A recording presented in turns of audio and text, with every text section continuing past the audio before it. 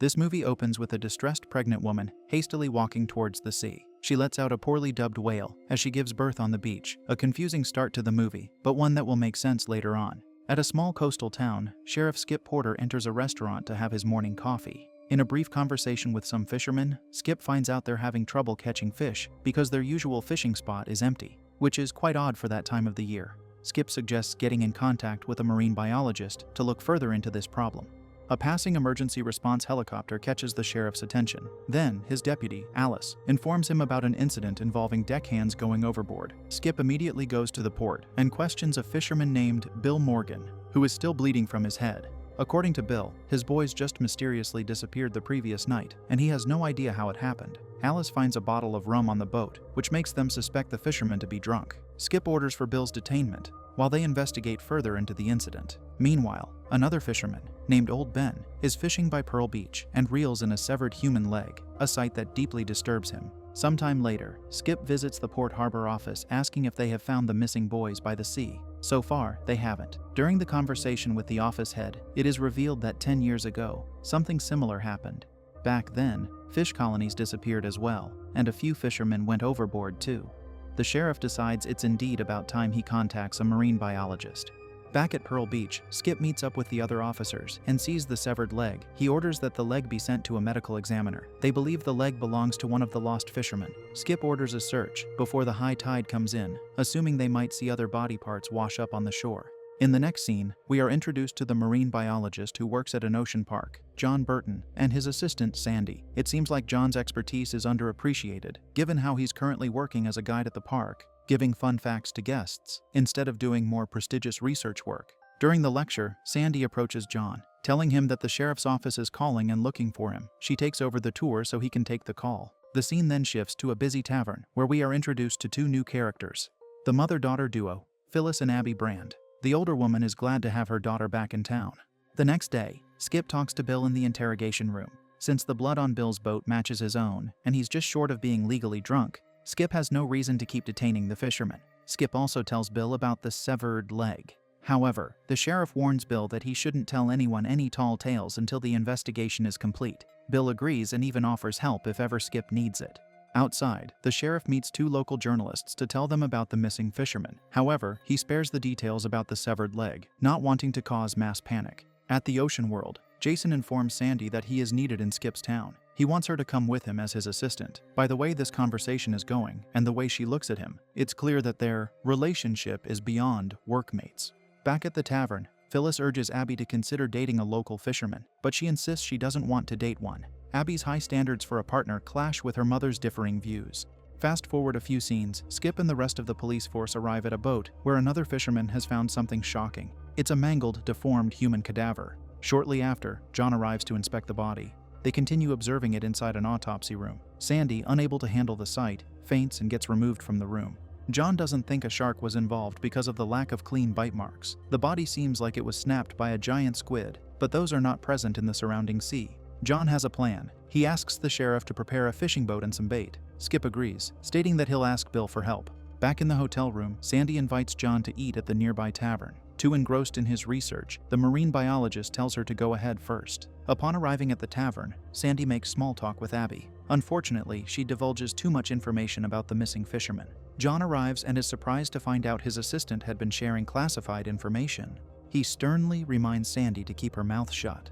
Feeling like she's done nothing right, Sandy decides to throw a fit and leave the tavern first, leaving John with the bartender. During their conversation, Abby subtly shows interest in John, and he quickly discovers that Abby believes in mermaids. She even goes as far as saying he should catch the mermaids first before they get to him. It's a statement that might not seem so innocent given the circumstances of the town. Back in the hotel room, John gets an earful from Sandy. She calls him a dingus, recalling all the recent event where he has been inconsiderate of her, despite him knowing full well that she likes him. John is quick to apologize and acknowledge that he has indeed been a dingus. He promises to be better to Sandy after they've resolved the mystery that's been plaguing the town.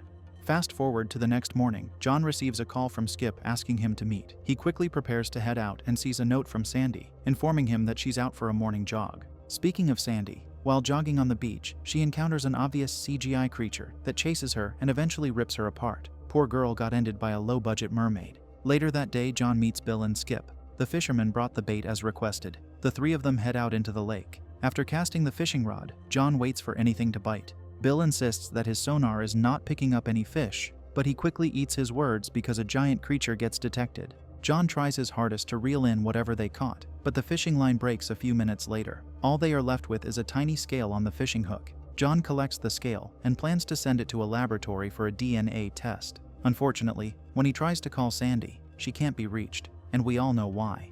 In a brief scene, we see a saggy middle-aged woman emerge from the sea. Surprise, surprise, it's Abby Brand. At this point, it's pretty obvious who, or what, she truly is. John decides to have Skip get him a rental car so he can deliver the scale to the lab himself. He then decides to walk back to his hotel. While doing so, he encounters Abby and fails to see that she's suspiciously not wearing any shoes. He does notice, however, that she has a cut on her hand. Now I wonder where she got that from. Anyway, after his small talk with Abby, John heads back to the autopsy room to have another look at the cadaver. This time, he finds a scale, similar to the one he fished for earlier.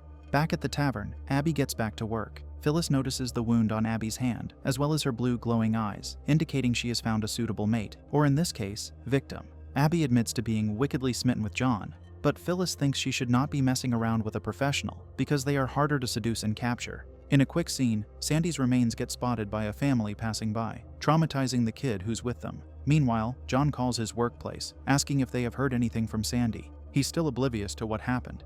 Suddenly, there's a knock on his door. When he opens it, he only finds an envelope with his name on it. Inside is a newspaper page from 30 years ago. It reports that a certain captain named Jack Brand was the only survivor of a shipwreck caused by an attack from unknown creatures. Naturally, John gets curious and calls Skip, asking about Jack Brand. Turns out the man is still alive and lives in the nearby tavern. John decides to pay the old man a visit. When he arrives at the tavern, John is greeted by Phyllis. She tells him to head straight up because Jack is already expecting his arrival. Before John can get any information from the old man, he is required to drink some rum. Jack tells him that every 10 years the Daughters of the Sea return. Jack recalls the time when he and his crew were out at sea 30 years ago. An animated flashback shows how all his crew were pulled out of the boat by comically large seafolk hands. According to Jack, they feed on fishermen, and one man becomes a mate. A mermaid will breed with that man, and she will live her remaining days on dry land. Of course, John dismisses Jack's tale as nothing but drunken ramblings. Still, before leaving, Jack warns John he's the one they're after, and he won't be able to resist them. As soon as John steps outside, he receives a call informing him of Sandy's fate. He immediately heads to the beach, where he sees what has become of his assistant and lover. Unable to contain his emotions, John breaks down, and his stomach betrays him as he regurgitates the alcohol he consumed earlier. Sometime later, John is leaving the hotel, ready to exit the town. Skip approaches him, trying his best to convince the marine biologist to remain in town to aid the investigation. Unfortunately, John has had enough. After Sandy's demise, he's had it with this town and the lunatics who keep telling him about mermaids. Skip, frustrated, watches as John leaves, unable to say anything to change the man's mind. Interestingly enough, instead of exiting town, John decides to turn back and go to the tavern. Once there, John confronts Abby and has an altercation with a drunken Bill while doing so. The marine biologists press Abby about what's really going on in the town.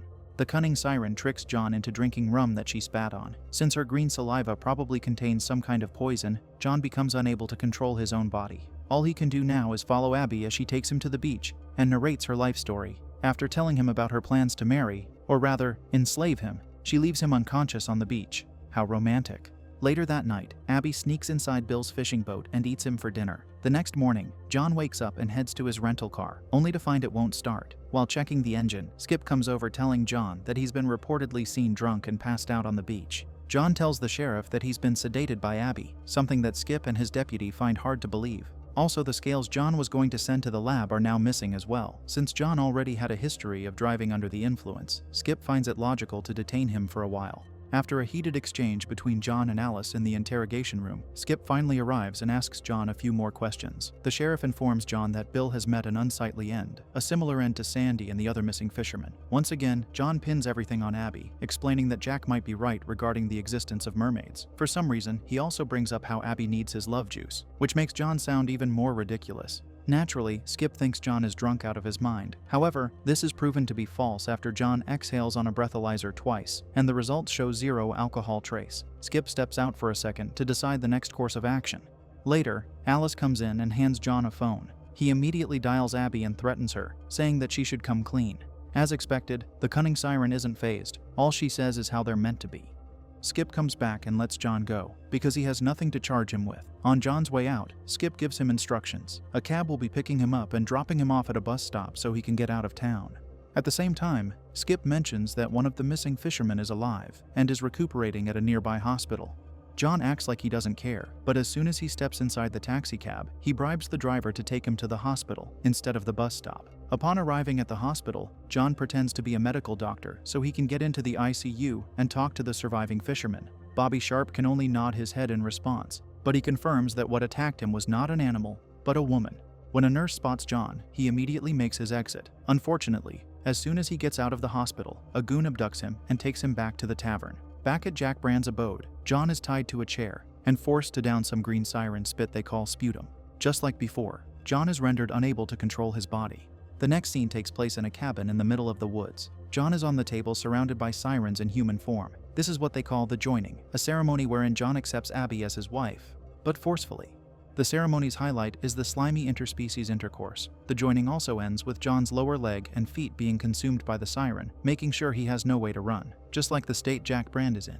The next scene is a mirror of the first scene of this movie. Abby gives birth at the beach. Strangely enough, she lets the newborn get carried away by the waves, leaving it to fend for its own. This is definitely not the typical water birth some people imagine. At the end of the movie, we see Skip enjoying a cup of coffee, acting like nothing bad happened. Jack and Phyllis have already kicked the bucket, and Abby is now running the tavern on her own. John lives the rest of his pitiful days upstairs, serving as a fish woman's baby daddy. John had the option to leave town, but look what his poor decision-making resulted in.